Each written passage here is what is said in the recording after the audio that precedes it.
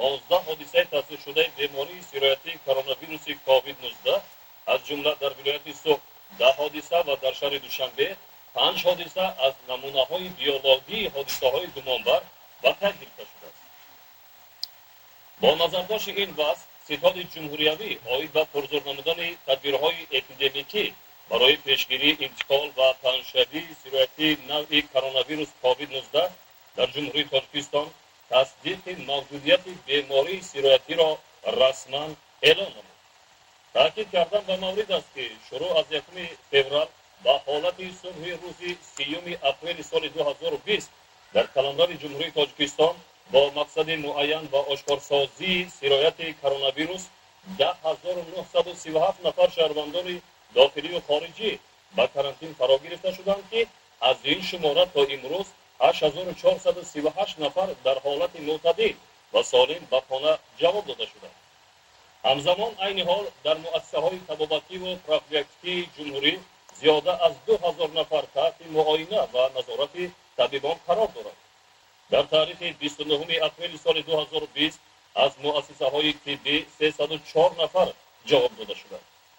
با قرار ستاد جمهوریوی پیشگیری از پنه‌شوی و انتقال سرایت کرونا کووید-19 برای دانشجویان کورس‌های 1، 2 و 3 مؤسسه‌های تحصیلات عالی کسبی جمهوری تاجیکستان بنابر از خود شدن برنامه‌های تعلیمی از 4 می سال 2020 تعطیل تابستانه اعلام کرده شد. امتحانات تابستانه این دانشجویان از روی ریتینگ‌های یکم و دوم جمع‌بندی و بهاگذاری کرده می‌شود. برای ختم کنندگان مؤسسه‌های تحصیلات عالی کسبی جمهوری تاجیکستان جمع‌بندی امتحانات دولتی ختم تا 15 می سال 2020 پیش بینی شده است.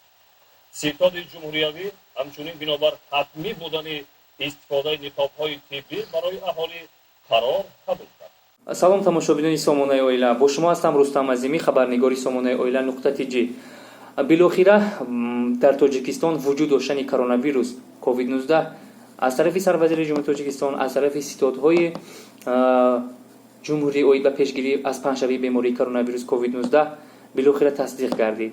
дар ҷаласа имрӯз 30 апрели соли 2020 таъкид гардид ки маълумоти вазорати тандурустӣ ва ҳифзи иҷтимоии аҳолии ҷумҳурии Тоҷикистон аз 29 апрели соли 2020 15 ҳодисаи тасдиқ шудани бемории сироятии коронавирус COVID-19 аз ҷумла дар вилояти Сух 10 ҳодиса ва дар Душанбе 5 ҳодиса аз намунаҳои биологӣ ҳодисаҳои гумонбар монанд ба коронавирус ба қайд гирифта шудааст.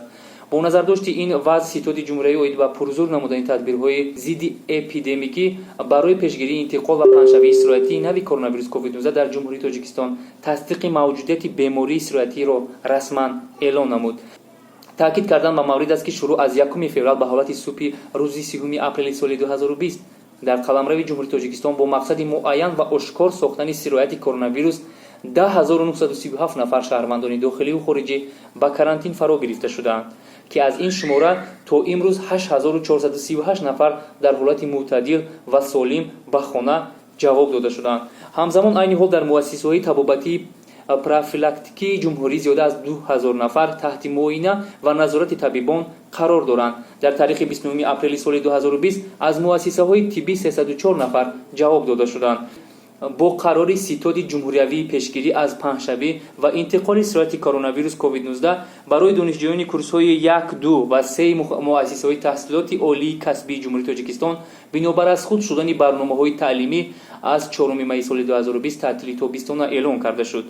имтиҳоноти тобистонаи ин донишҷӯён аз рӯи рейтингҳои якум ва дуюм ҷамъбаст ва баҳогузорӣ карда мешавад. барои хатмкунандагони муассисаҳои таҳсилоти олии касбии ҷумҳурии Тоҷикистон ҷамъбасти имтиҳонҳои давлатии хатм то 15 май соли 2020 пешбинӣ шудааст. ситоди ҷумҳуриявӣ ҳамчун бинобар ҳатмӣ будани истифодаи ниқобҳои тиббӣ барои аҳолӣ қарор қабул кард. худ ва саломатии наздиконатонро ҳифзу ҳимоя намоед. Оила.tg бо тозатарин барномаҳояш бо шумост. саломату сарбаланд бошед.